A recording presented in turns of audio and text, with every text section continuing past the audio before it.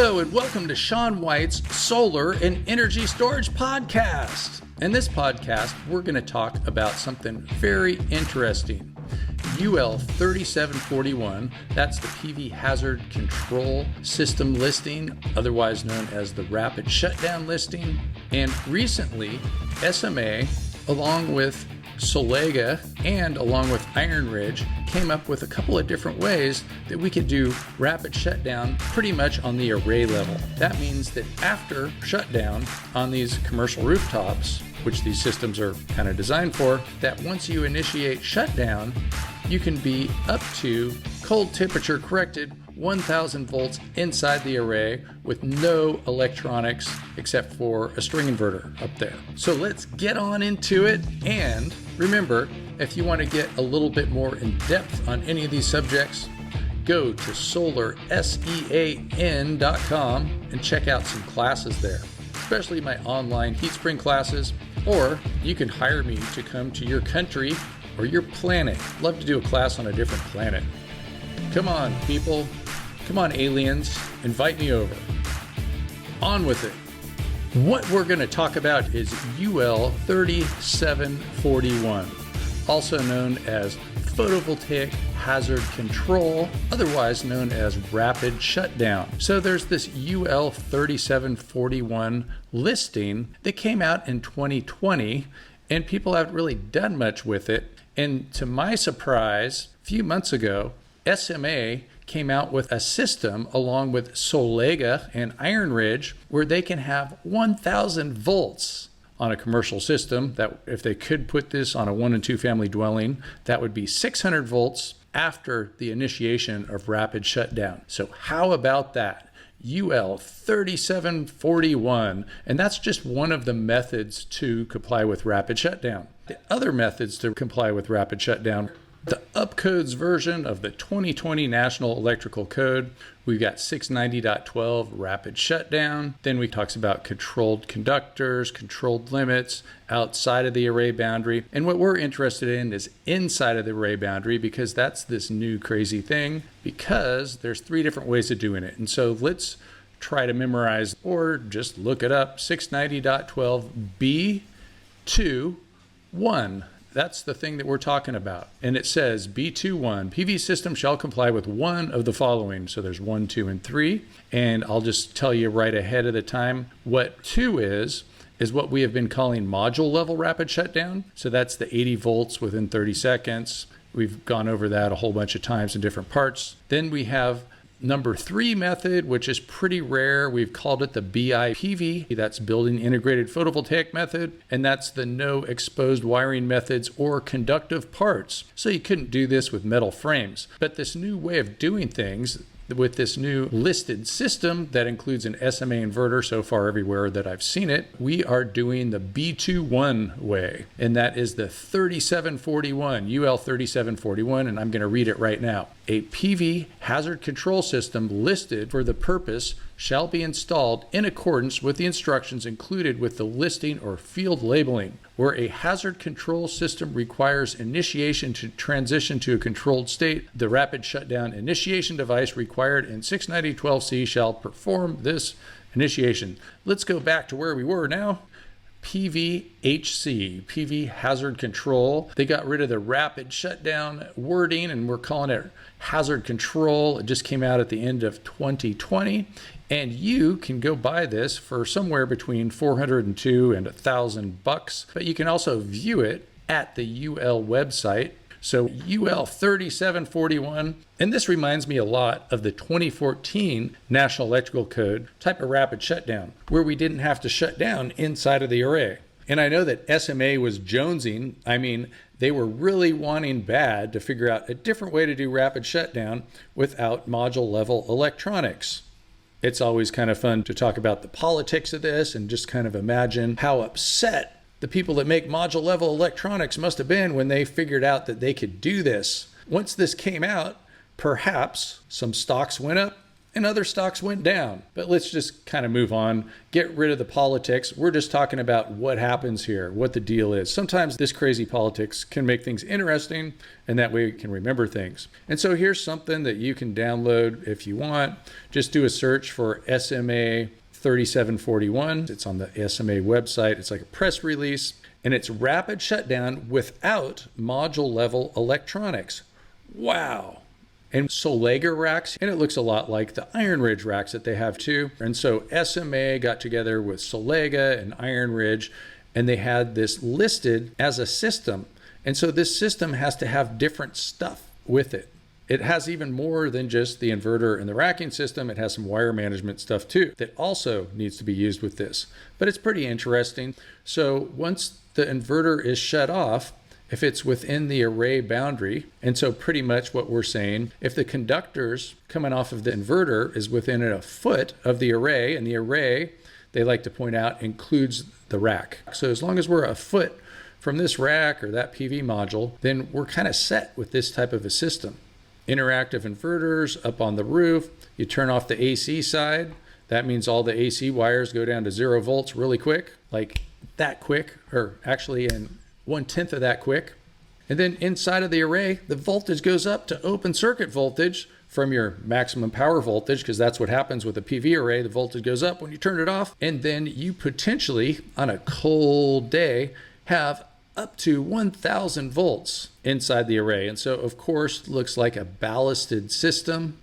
It is a ballasted system. So it's made for a low slope, otherwise known as flat rooftop. And so you just go up there and set it on down. And you can't just do this with any ballasted system, even if it worked better, unless it's listed to 3741. Kind of reminds me of an energy storage system listing. So you might have two different manufacturers, such as SMA and BYD for the energy storage system, and then they get both of those different individual products listed together as a UL 9540 energy storage system. But hey, we're talking about hazard control, rapid shutdown. So some of the things that they did is they verified that the firefighter was safe with up to 1,000 volts inside of the array. So a lot of this has to do with wire management. That's their way of claiming that they are safe and they're not going to be a firefighter killer. So some of the things with Iron Ridge is, besides being 3741 listed, that's for the PV hazard control system, it's also 2703 listed, that's for the racking system, and that's pretty standard for a racking system. So they have a 5 and a 10 degree tilt, some clamps that go with it. You have to use PV wire. So to me that says no USE2 wire, and that's specific for the Iron Ridge system, PV wire only. It has to have PV connectors with UL listing 6703. It has to be using Hellerman Titan brand wire clamps and cable ties. Then there's this other thing, the Ray Tray wire management system. One thing that was kind of interesting is there was somebody in my heat spring class that was the Ray Tray guy, and he sent me some samples of Ray Tray. So hey, if you're out there, thanks. I think his name might have even been Ray. Ray must have been named after a sunbeam or a cosmic ray. And then another thing that we can use would be some listed conduit, and they are listing metal conduit on their list. So this looks just almost exactly like a 2014 National Electrical Code, or we actually had it in the 2017 NEC up to 2019, where we could do array level shutdown is what we called it. But anyway, we can have the full voltage inside of the array, and they're claiming that it's safe, and they've tested it on wet firefighters perhaps. You want to volunteer? We'll spray water all over you in firefighter clothes. There's 1 foot boundary around the array. So it's 1 foot from the array boundary, and that boundary, they do have it going around the inverter. And Ray Tray, thanks to Ray. And it was kind of interesting. So I had one of these in my hands. It got sent to my house, and it's plastic.